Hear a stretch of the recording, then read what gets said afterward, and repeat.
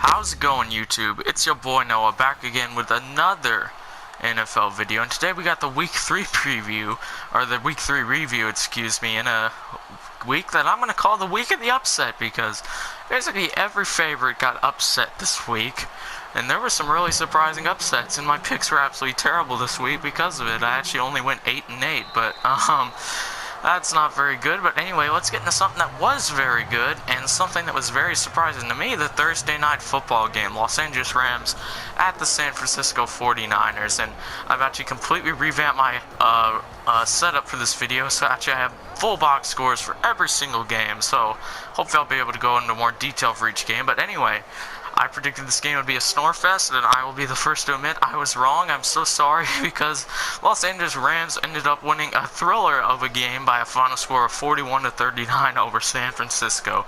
Jared Goff throwing for 292 yards and 3 touchdowns, basically a perfect game for him. He only threw 6 incompletions. And on the other side, Brian Hoyer, he had a pretty good game. I'll give him that. 332 yards and 2 touchdowns with 1 interception, 98 quarterback rating. So I'd say he's done enough to keep his starting job for another week. I'm still not entirely sold on him, but I mean, good game for him. But I mean, the main story of this game, Todd Gurley was just unstoppable. I mean, he had 3 total touchdowns, I believe. He had over 100 yards running, 2 rushing touchdowns. I think he had a receiving touchdown as well. I mean, he was just unstoppable. Despite a good game for Carlos Hyde with his 2 rushing touchdowns, I mean, the 49ers just could not stop the Rams offense. Robert Woods and Sammy Watkins both went for over 100 yards. Sammy Watkins hauling in 2 TD passes from Jared Goff. Despite a solid game from Pierre Garçon in the receiving game for the 49ers with 142 total yards, the 49ers' 19 points in the fourth quarter wasn't enough to pull off the comeback, and the Rams end up escaping San Francisco in a thrilling 41-39 win. Maybe there is some hope for Thursday night football, but anyway, let's move on to the next game. A game that was freaking crazy at the end. The Atlanta Falcons at the Detroit Lions. The Atlanta Falcons ended up winning the freaking game 30-26, and oh my god, why couldn't this game just end normally? Now we have to worry about freaking everyone blaming the refs again, but I'll get into that later anyway.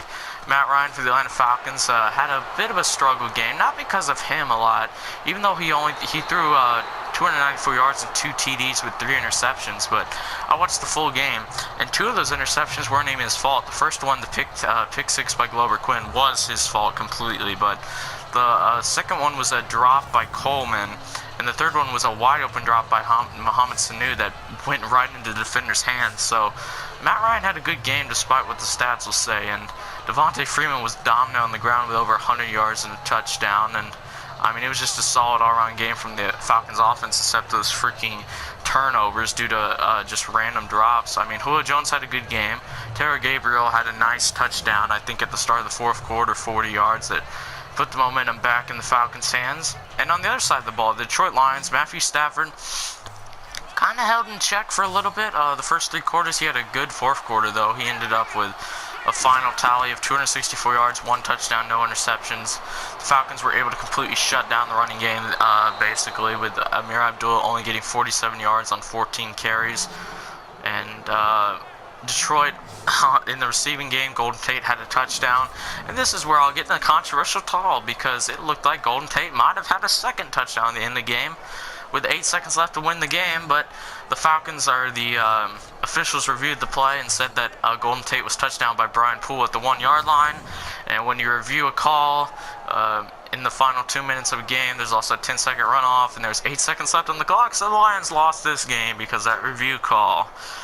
And just, oh my god, you know, whenever a call like this happens, everyone's going to blame the refs. And I do understand where Detroit's coming from. It is a kind of a crappy way to end the game, but the rules, unfortunately, were correctly enforced. And, I mean, maybe the rule is kind of stupid. I kind of agree with that. 10-second runoff, I don't really think that makes much sense. I mean, you can't say, like, the refs, like, screwed the Lions, because they did make the right call. It's just the rule is stupid.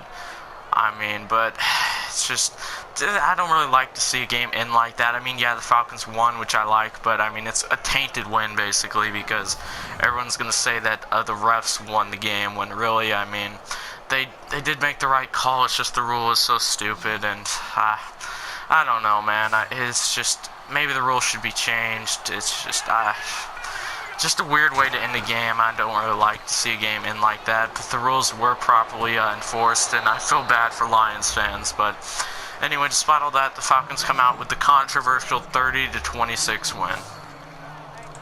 Next game, oh my god, the game I completely screwed up, and I think everyone screwed up this game. Baltimore Ravens visiting the Jacksonville Jaguars in London, and apparently the Ravens left their entire offense and defense back in America because they ended up getting destroyed by Jacksonville 44-7. Okay, well then. My man Blake Bortles throwing for 244 yards and 4 touchdowns, so I mean, that's probably got to be the best game of his career, if I'm honest. I don't remember him ever having a game like that. And Joe Flacco, the elite quarterback, throwing for 28 total yards and 2 interceptions before getting benched for Ryan Mallett. And the only bright spot for Baltimore basically was Alex Collins going for 82 rushing yards on 9 carries. And I didn't watch the game, but I assume most of that was in garbage time when the Jaguars were playing prevent defense or something. But yeah, just Baltimore, I don't know what the heck happened this game. I mean, just chalk it up to a bad week. I hope that's what it is. I had real high hopes for you, man. I mean, coming in this game, I picked you guys to win because your defense looked absolutely amazing against the Browns, and I forgot the other team you played. Oh, it was the Bengals, that's right. But then you get destroyed by the Jaguars in London, and, I mean, wow. I just don't know what to say. I mean, Jaguars are 2-1 now. Maybe they're a surprise team. Who knows? Maybe they're a fluke. But on this weekend, they played really well, destroying the Ravens. Final score 44-7. Oh my god, what an upset. It's not going to stop there either. Here's another game that was an upset that I predicted incorrectly. Denver Broncos visiting the Buffalo Bills, and well, Buffalo ended up winning the game 26-16. Tyrod Taylor threw for 2 touchdowns, 213 yards, no interceptions. Good game for him with a 126 QB rating. They didn't really get much going on the ground, though. They only had 75 total rushing yards on 33 attempts, so it was mainly their defense that actually kept them in this game. They forced Trevor Siemian to throw 2 interceptions, no touchdowns, so they held him in check. C.J. Anderson only was able to get 36 yards on 8 carries. Most of their running came from Jamal Charles, who had 56 yards and a touchdown. But, I mean, yeah, this was just a surprising game. I wasn't expecting this. I kept looking at the box score, and I was like, when is Denver going to come back? And they never did. Good job by the Bills to hold on to win this game. I mean, Denver's main bright spot on offense was Demaryius Thomas, who had 98 yards. But, I mean, the Bills, fair play to them. They had a really good game, forcing Trevor Siemian to throw 2 interceptions. And Denver, I got a lot of respect for you. I think you'll bounce back. And I think this is a nice win for Buffalo Bills. Maybe this is the year they turn the corner. Who knows? It seems like every year, with the first 4 weeks, we're like, maybe this is the year that Buffalo does it, and then they start struggling, but maybe this will be the year. We'll see. But this is a very good win for them, hosting Denver. Now, if it was in Denver, they probably wouldn't have won, but I mean, in Buffalo, they did a nice job to come out with the win over the Denver Broncos, 26-16. Good job by Buffalo. Next game, Pittsburgh Steelers at the Chicago Bears. Another freaking upset. The Bears ended up winning this game in overtime. Final score 23-17. And off a great performance by Jordan Howard, who got 138 yards on 23 carries for 2 touchdowns. And yes, I did start this guy in fantasy, so I am a very happy person right now. Tarek Cohen as well, the other running back, the rookie, had 78 rushing yards on 12 carries, so he did a nice job. Mike Glennon had a meh game, but I mean, when you have that rushing attack, just keep going the rushing game. Who cares about Mike Glennon? On the other side of the ball, Ben Roethlisberger, 235 yards on 39 attempts with a touchdown. I mean, just kind of average game, basically. Le'Veon Bell only had 61 yards on 1 touchdown, so not really what you'd expect from one of the best running backs in the NFL. Even though Antonio Brown had 10 receptions, 110 yards, and a touchdown, they just couldn't really get it going. Fair play to the Bears. They actually kind of dominated the Steelers, to be honest. I know the game went to overtime, but that was mainly because Marcus Cooper from the Chicago Bears returned a block kick for a touchdown before the half, but then he decided to be a moron and celebrate before he got in the end zone, and so they fumbled the ball. It rolled out of the end zone, so they had to settle for a field goal attempt, which basically was the only reason this game went to overtime, because Pittsburgh's offense just did not show up. Their defense played fine, but Offense didn't show up. They turned the ball over twice, so 2 fumbles. And yeah, I mean, come on, Pittsburgh, man. I mean, good job by the Bears. I'll give them that. They played really well. They deserved this win. Pittsburgh, though, your offense has been pretty lackluster so far. I'm not going to lie. Struggling against the Bears. You struggled against the, the Browns. And, I mean, you played well against the Vikings, but, I mean, you got to kind of step it up, man. Le'Veon Bell just needs to get it going. Ben Roethlisberger's struggling because he's got no one to throw to besides Antonio Brown, basically. And yeah, just really inconsistency from the Steelers so far, and a good job by the Bears to pick up a well-deserved 23-17 win in overtime. Next game, another game I predicted incorrectly, but this is actually a pretty good game. Cleveland Browns at the Indianapolis Colts, and I just want to tell the Browns I'm never picking you in a game again, because every time I pick you, you still lose, and ended up losing this game. It was a close score, 31-28, but I mean the Browns just fell behind so early. It really wasn't close, honestly. They scored 14 points in the fourth quarter to make it look respectable, but I mean they just couldn't stop the Colts offense. Jacoby Brissett, dominant game, 259 yards and a touchdown with a 120 quarterback rating. Woo-wee, that's nice to see from your backup quarterback. Good job, Jacoby Brissett. Maybe it'll help the Colts not worry much about Andrew Luck coming back if you keep turning games like that. Now, I still do think he's a backup. As soon as Andrew Luck comes back, he's going on the bench. But that's a very nice game to see from your backup quarterback. On the other side of the ball, DeShone Kizer struggled big time second straight week. He threw 2 touchdowns and 242 yards, but ended up also throwing 3 interceptions for a 50.1 quarterback rating. More struggles for the rookie. I mean, he had a decent game running the ball, at least 44 yards on 7 carries and a touchdown, but just he's struggling a little bit early. I don't think it's because he's a bust or anything like that. I think it's just he's got to adapt to the NFL and stuff like that. Oh, and you have to excuse me, I'm still kind of sick, but anyway, moving on. Yeah, T.Y. Hilton had a dominant game, I'd say, for the Indianapolis Colts, 153 yards, 7 receptions and a touchdown, and yeah, good game for the Indianapolis Colts. I still think they're going absolutely nowhere, just like the Cleveland Browns, but they end up getting it done this game. Final score, Indianapolis 31, Cleveland 28. Next game, another freaking upset. What else is new? Tampa Bay Buccaneers at the Minnesota Vikings. The Vikings are starting Case Keenum, and they ended up winning this game 34-17. Case Keenum threw, oh my god, I just can't believe this. Case Keenum throws for 369 yards and 3 touchdowns, 142 quarterback rate. I mean, what the heck, Case Keenum? Really, he just played perfectly well. I mean, oh my god, I just can't even get my words out. This is so incredible. He played so well against a good Tampa Bay defense, and Jameis Winston, on the other hand, really struggled, throwing freaking 3 interceptions, even though he threw for over 300 yards. And I mean, the freaking Tampa Bay Buccaneers got absolutely shut down the running game with only 26 yards on 9 carries, whereas Minnesota dominated on the running game because Dalvin Cook is a beast. He ended up being the workhorse with 27 carries, 97 yards, and a touchdown, so that helps. Once you get the lead with Case Keenum, just run the ball with Dalvin Cook and milk the clock, basically. And decent game for the Buccaneers, signing a Deshaun Jackson, 84 yards and a touchdown, but Stephon Diggs going for 173 yards on 8 receptions and 2 touchdowns. Just absolute dominance from the Minnesota Vikings at home. And maybe I underestimated the benefit of the Vikings playing at home, because, I mean, that's really impressive. Nice dominant victory, 34-17. They keep their playoff, what am I trying to say? They're in the race for the NFC North. I'm sorry, my brain is just freezing today, honestly. But anyway, nice victory for the Vikings with Case Keenum at quarterback. End up beating Tampa Bay 34-17. Next game, this was a really exciting game, and it was a game that was almost another upset. Houston Texans visiting the New England Patriots at Foxborough. Patriots end up winning this game 36-33 on a last-minute touchdown for Tom Brady to Brandon Cooks for his second touchdown of the game.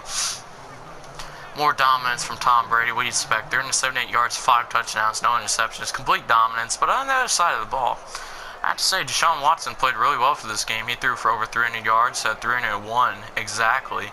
2 touchdowns and 2 interceptions. So, I mean, very respectable game. Going to Foxborough and compete right until the very end for Deshaun Watson. You gotta like that as a Texans fan to see your team compete like that. Lamar Miller, 56 yards on 14 carries. So their running game was kind of average. And New England Patriots had no running game at all. 20 attempts for 59 yards, so not much for them either. Their longest run on the day was only 8 yards, so yeah. It was mainly the quarterbacks who shine in this game. Brandon Cooks, 131 yards, 2 touchdowns, including the game winner. Rob Gronkowski with a touchdown. Chris Hogan with 2 touchdowns as well. On the other side, DeAndre Hopkins with 76 total yards. Dante Foreman, the rookie out of Texas, 65 yards.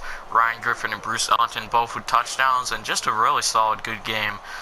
Fair play to the Texans, but the New England Patriots end up coming back in this game and winning. Final score, New England 36, Houston 33. Next game, another game I predicted incorrectly because guess what? Another upset. Miami Dolphins visiting the New York Jets, and the Jets end up winning this game 20-6. Showing that for yet another year, the Miami Dolphins are a fluke team, which is going absolutely nowhere. Josh McCown had a nice game, 249 yards and a touchdown. So Josh McCown, I won't roast you this week, but the next game you have, which is poor, I'm coming after you, man. Freaking 38-year-old veteran quarterback. But anyway, on the other side of the ball, Jay Cutler, 220 yards with a touchdown interception. Just not very good from Jay Cutler. He threw 44 pass attempts. I mean, that's only 5 yards attempt. Not very good for him. New York Jets, I mean, they didn't get much running yards. They only had 103 on 34 attempts, but when you can get 34 attempts, that's a lot of time going off the clock, so that can still help your team. And I mean, Miami just had absolutely no running game. Jay Ajayi, 16 yards on 11 carries for an average of 1.5. His longest run on the day was only 8 yards. That is just terrible, absolutely pathetic. Barely had any passing game either. Devontae Parker was the only bright spot, 76 yards and a touchdown. They really got absolutely nothing going. The other side of the ball, though, Robbie Anderson for the Jets had a nice game with 95 yards on only 3 receptions and a touchdown. Good for him. And yeah, Miami, I'm sorry, man, but you got to pick it up. I mean, good job by the Jets. They played very well at home. Their defense was absolutely dominant, forcing a couple of turnovers, but Miami, if you want to be for real this year and make a wild card like you did last year, I mean, I don't know if you can do it with Jay Cutler, but if you do, you got to beat teams like this. Fair play to the Jets, but Miami, is this going to be another fluke year? We'll see.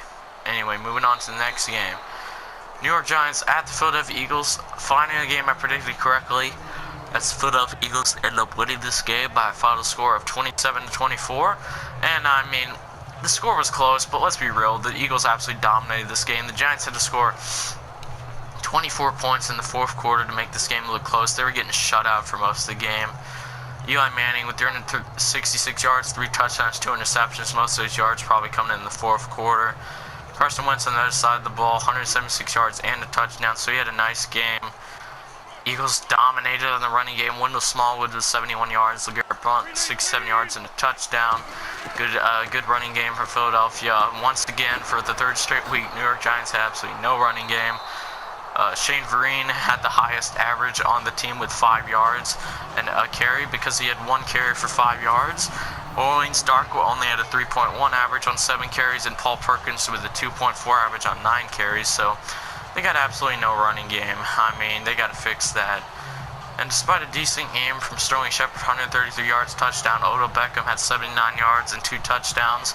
Got flagged for a illegal celebration or whatever. I mean, the Giants, they're done. I'm sorry. I predicted them to win the NFC East. I'm wrong, as usual. I'm sorry, Giants. You just got no chance. I mean, the other teams in the division are all 2-1, and you're 0-3. Already playing 2 division games? Yeah, I don't know if you can come back from that. And how about my man, Jake Elliott, the Eagles kicker, kicking a 61-yard game-winning field goal as time expired. Wow. Jake Elliott has only played, I think, his second game for the Eagles, because I don't think he played week 1 or whatever, and he's already a hero.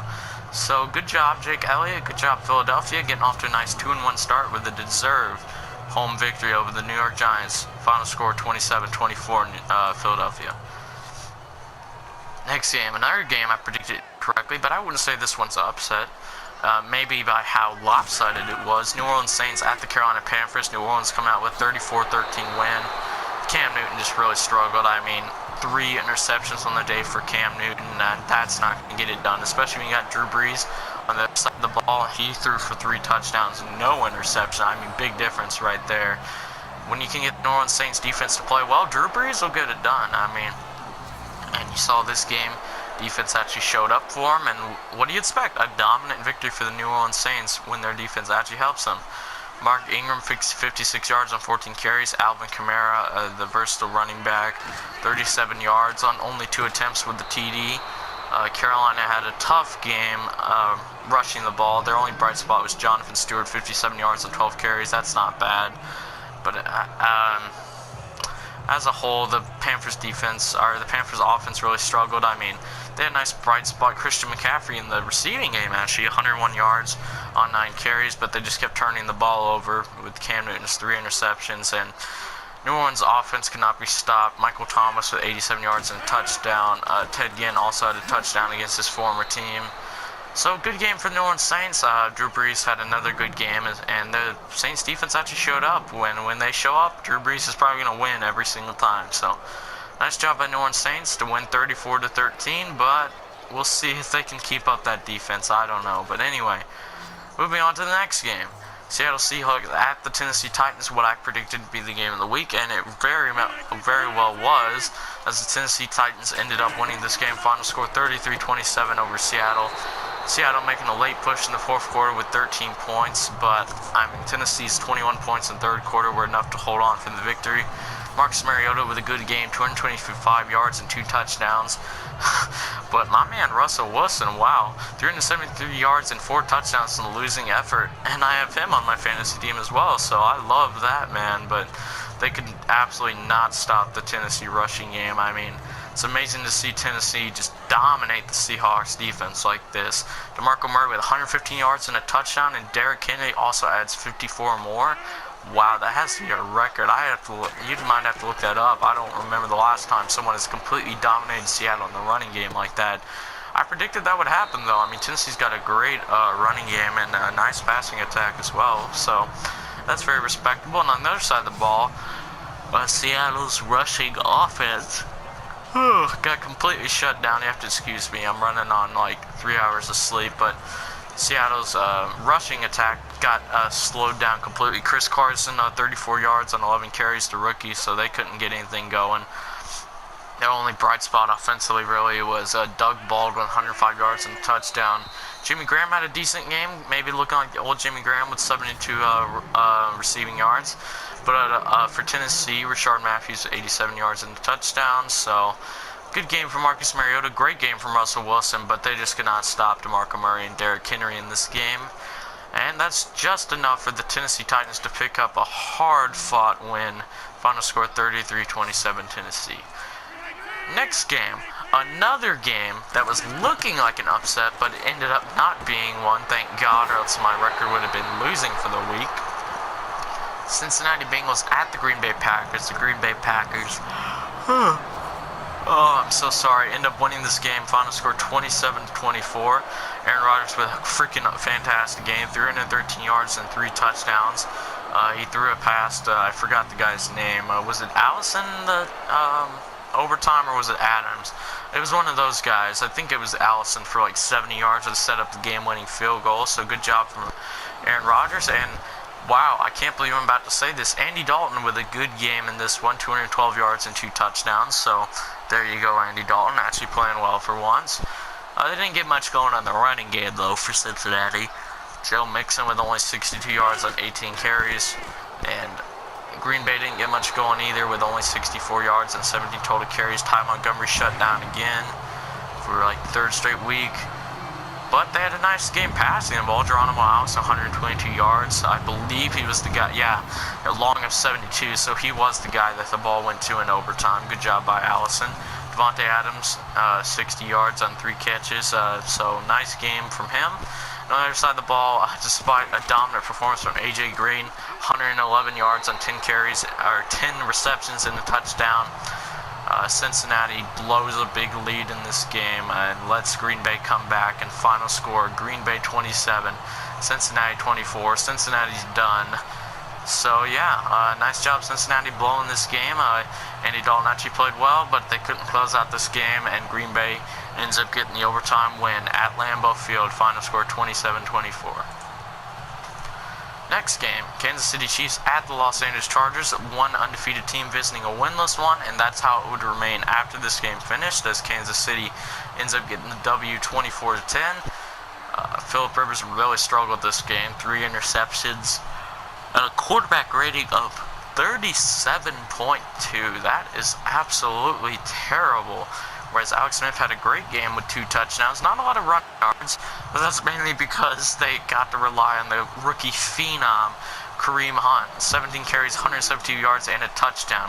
Golly, is there anyone that can even compete with this guy for Rookie of the Year? I mean, this guy is easily the favorite for Rookie of the Year. I mean, he's making a case for Offensive Player of the Year at this point. Leading the NFL in rushing, just absolute dominance from him. Jamal Charles, who? I don't know who that is. Kareem Hunt is the real deal, man. And yeah, I mean, Melvin Gordon, nice game, 79 yards and a touchdown. But I mean, Philip Rivers really struggled in this game, so it doesn't really matter.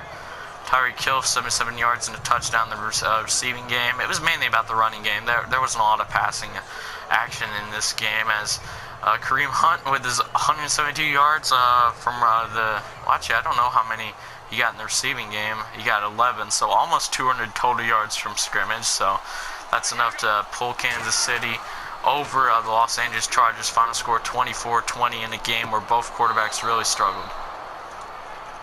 Next game, Sunday night game, Oakland Raiders at the Washington Redskins. Another big surprise. Oakland just looked completely shut down, and I don't know where they left their offense. They must have left it on the plane to the nation's capital, because they were just nowhere to be found in this game. Washington dominated, winning 27-10. Kirk Cousins, amazing game. 365 yards, 3 touchdowns, only 5 total incompletions the entire game.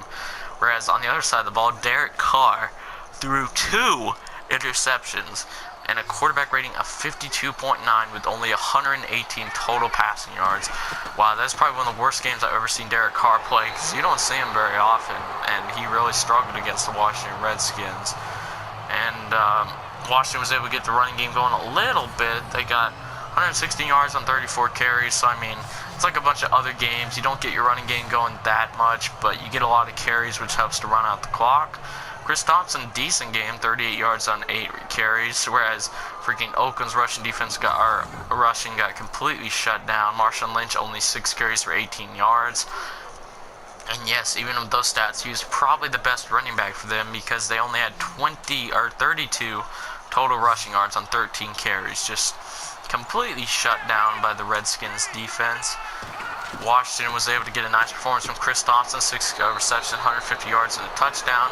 Vernon Davis and Josh Doxson also hauled in TD passes from Kirk Cousins. And Oakland, you guys are an amazing team. I'm sure this is just an aberration, but wow. It was a very big aberration, because you guys got absolutely demolished by Washington. Good job by Washington. They improved to 2-1, and they're tied with the Dallas Cowboys and the Philadelphia Eagles for the lead in that division. Very competitive division, and good job by the Washington Redskins to win this game 27-10. And I swear to God, if I yawn one more time, I just don't even know. I'll take a nap in the middle of the video. But anyway, hopefully it doesn't happen again, because we only got one more game to predict. Let's do this really quickly. Dallas Cowboys at the Arizona Cardinals, and Dallas ends up winning this game 28-17 behind an amazing game from Dak Prescott.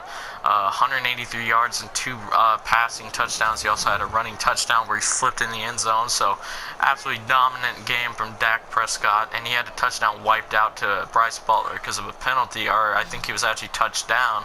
So he could have had 4 total touchdowns, but I mean, he just looked really good. Now, on the other side of the ball, Carson Palmer also looked very good, 325 yards and 2 touchdowns, but most of that coming in the first half, basically, because Dallas's defense played pretty well in the second half, only allowing 10 total points. And yeah, I mean, Dallas surprised me pretty well defensively. I mean, we know their offense is good, but their defense played pretty well this game. Ezekiel Elliott rebounded a little bit from his game last week with 80 rushing yards and a touchdown on 22 carries. So, I mean, 20 plus carries is good to help your team stay balanced, and I mean, he got enough production to be respectable, so good for him. Arizona had absolutely no rushing attack. They're clearly missed David Johnson right now. But Andre Ellington did decent on limited action, I guess. He had 22 yards on 5 carries, so who knows? Maybe we'll see a little more of him recently.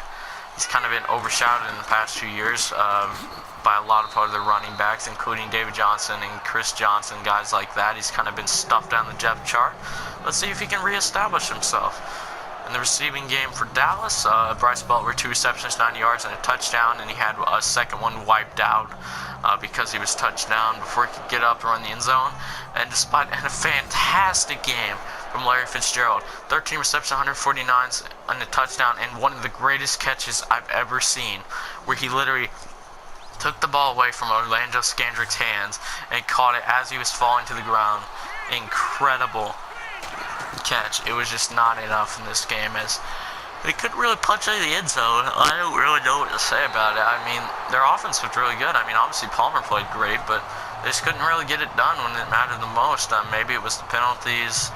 I mean, I don't know. They just couldn't really get it going, and they didn't really turn the ball over either. So Dallas, bend but don't break, I guess. And I mean, bend but don't break usually really works well. So good job by Dallas. I predicted them to win this game, and they did win this game. So my record was salvaged at 8-8 during the week where everyone got upset, and they get a well-deserved 28-17 victory over the Cardinals despite a valiant effort from Larry Fitzgerald.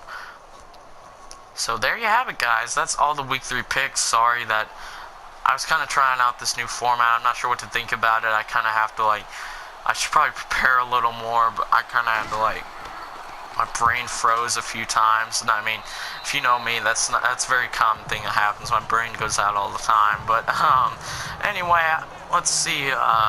Yeah. So anyway, guys, my brain froze once again, but that was it for this NFL Week 3 review video. Hopefully, I'll have the Week 4 preview video out soon. And yeah, thank you guys for watching. I'm sorry for all my brain freezes. I know I'm a moron, but thanks for watching anyway, and I'll see you next time. Have a great day.